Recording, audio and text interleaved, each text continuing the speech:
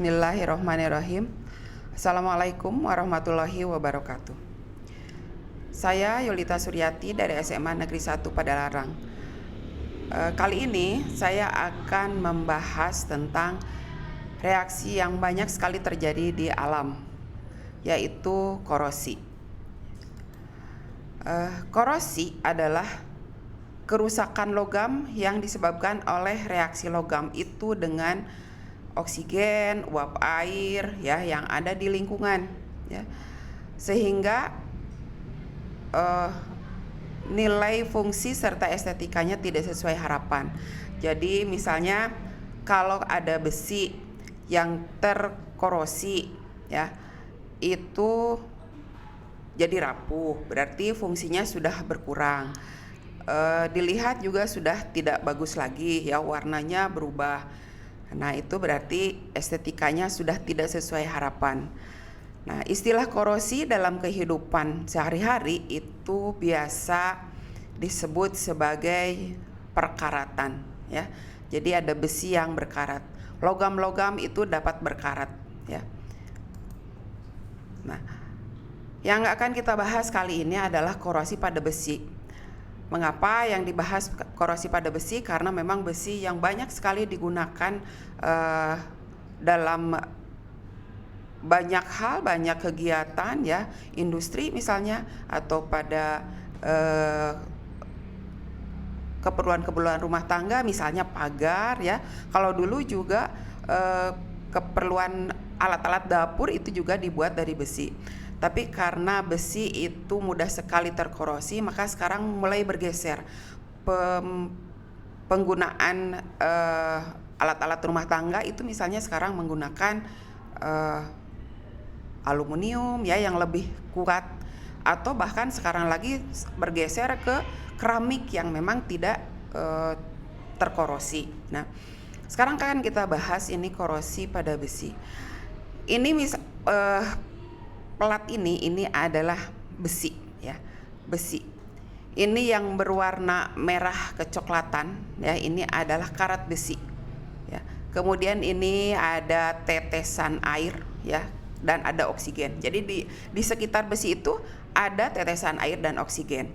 Maka besi akan bertindak sebagai anoda ya. Kemarin sudah dibahas tentang elektrokimia ya, ada anoda, ada katoda, dan ada reaksi yang berlangsung spontan dan tidak spontan. Nah, di sini besi akan bertindak sebagai anoda, sehingga besi akan teroksidasi dan melepaskan elektronnya, Fe menjadi Fe2 positif dan melepaskan 4 elektron. Nah, elektron ini akan bergerak ya ke arah yang ada oksigen dan airnya ya. Jadi elektronnya bergerak, kemudian dia akan ditangkap oleh oksigen ya. Kalau ditambah ada asam lagi ya, di sini ada H positif, itu ada asam, berarti itu dia akan mempercepat reaksi perkaratan. Elektron ditangkap oleh oksigen dan membentuk air H2O. Nah, H2O ini juga akan mempercepat reaksi korosi, reaksi perkaratan ya. Jadi reaksi ini ada berada di daerah katoda. Jadi besi sekarang yang ada oksigennya, yang ada airnya itu akan bertindak sebagai katoda, dan di situ terjadi reduksi O2 menjadi H2O. Ya. Nah, ion Fe di sini ya bergerak menuju anoda. Jadi dari katoda Fe-nya, Fe2 positif itu bergerak lagi menuju anoda dan bereaksi dengan oksigen dan udara yang ada di sekitarnya ya, ditambah ada tetesan air, atau di situ ditambah juga ada asam atau ada ion-ion yang lain dari garam misalnya. Itu akan mempercepat reaksi oksidasi. Jadi Fe2 positif ini akan dioksidasi lagi. Jadi di sini ada double oksidasi dari Fe menjadi Fe2 positif, dan Fe2 positif dioksidasi lagi menjadi Fe3 positif, dan terbentuklah karat besi Fe2O3NH2O. Itu adalah karat besi yang berwarna merah kecoklatan ya.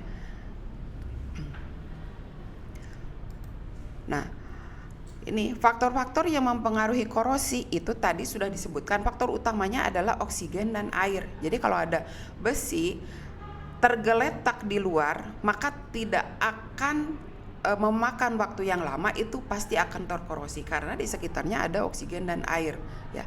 Itu. Kemudian ada faktor pendukung, yaitu keberadaan elektrolit tadi seperti asam, itu kan elektrolit, itu akan mempercepat reaksi perkaratan. Kemudian kalau permukaannya tidak rata juga, kalau besi permukaannya tidak rata itu juga akan mempercepat korosinya, karena kalau permukaannya tidak rata berarti luas permukaannya lebih besar. Kita tahu dalam laju reaksi bahwa kalau permukaannya lebih luas itu akan mempercepat laju reaksi. Maka di sini juga reaksi akan menjadi lebih cepat jika permukaannya tidak rata, ya. Kemudian suhu panas juga akan mengakibatkan korosi lebih cepat terjadi, ya. Ini juga sama hubungannya dengan laju reaksi, ya, bahwa kalau dalam suhu panas partikel lebih cepat bergerak sehingga reaksi akan lebih cepat terjadi. Nah, ada cara pengendalian korosi, ya, yaitu salah satunya adalah dengan teknik pelapisan logam. Jadi teknik pelapisan logam ini artinya logamnya harus ditutup. Besi sekarang masih banyak digunakan karena apa? Karena satu, besi itu kuat. Kuat itu dalam arti keras, ya. Kemudian mudah didapat. Kemudian juga harganya murah. Jadi besi itu masih banyak sekali digunakan, tapi karena sifat korosinya ini yang harus diantisipasi. Maka harus ada cara pengendalian korosi, dan salah satunya adalah teknik pelapisan logam. Misalnya salah satunya adalah pengecatan, ya. Pengecatan itu dilakukan dalam keadaan besinya belum terkorosi, ya. Harus belum terkorosi. Kalau misalnya besinya sudah terkorosi kemudian dicat, maka korosinya tetap akan berjalan karena ada oksigen dan uap air yang sudah terperangkap dalam rongga-rongga korosi itu, ya. Jadi pengecatan itu harus dilakukan sebelum besinya terkorosi. Kemudian ada juga pelapisan dengan plastik. Nah, contohnya kalau rak piring, ya, rak piring di dapur itu sekarang masih ada modelnya yang dilapisi oleh plastik, ya, dibungkus oleh plastik, ya. Nah, itu juga tetap kalau plastik terkelupas nanti maka besi di bagian dalamnya itu akan juga cepat terkorosi. Jadi plastiknya harus tetap utuh. Kemudian ini ada lagi pelapisan dengan minyak atau oli, ya, minyak atau oli. Itu biasanya untuk logam-logam yang berhubungan dengan mesin, misalnya itu diberi minyak atau oli itu supaya tidak berkarat. Karena kalau penggunaan misalnya pagar dilumuri minyak itu kan berarti nanti akan kemana-mana, ya, minyaknya dipegang orang misalnya. Tapi kalau mesin-mesin itu misalnya atau engsel pintu, ya, itu perlu diberi minyak supaya tidak terkorosi. Kemudian ini dengan pelapisan logam. Logam yang biasa digunakan adalah timah, ya, dan krom. Di sini maka ada tin plating dan chrome plating, ya. Nah, caranya yaitu dengan elektrolisis. Pelajaran elektrolisis itu sudah kita bahas, ya, pada kesempatan yang lalu. Kemudian ini galvanisasi. Ini adalah pelapisan logam dengan seng, ya. Ini sekarang yang lebih banyak digunakan, ya. Ada besi-besi yang sudah dilapisi oleh seng, dan sekarang pagar-pagar itu adalah hasil dari galvanisasi, ya. Kemudian teknik yang kedua yaitu teknik perlindungan katoda atau proteksi katodik.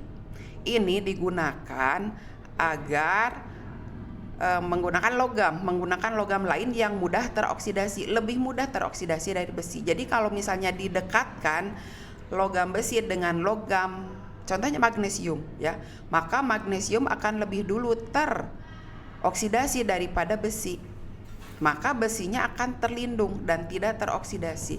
Tapi berarti masalahnya di sini ada logam yang dikorbankan. Maka di sini ada cara pengorbanan anoda. Jadi ada yang pengganti anoda selain besi. Kalau korosi itu besinya sebagai anoda, tapi berarti di sini ada logam lain yang akan dipaksa nih, juga menggunakan arus paksa, dipaksa menjadi anoda. Ya, sehingga nanti yang akan terkorosi itu bukan besinya tapi logam yang lain. Nah, itu adalah cara-cara pengendalian korosi. Untuk kali ini sekian saja pembahasan kita mengenai korosi. Semoga bermanfaat. Wassalamualaikum warahmatullahi wabarakatuh.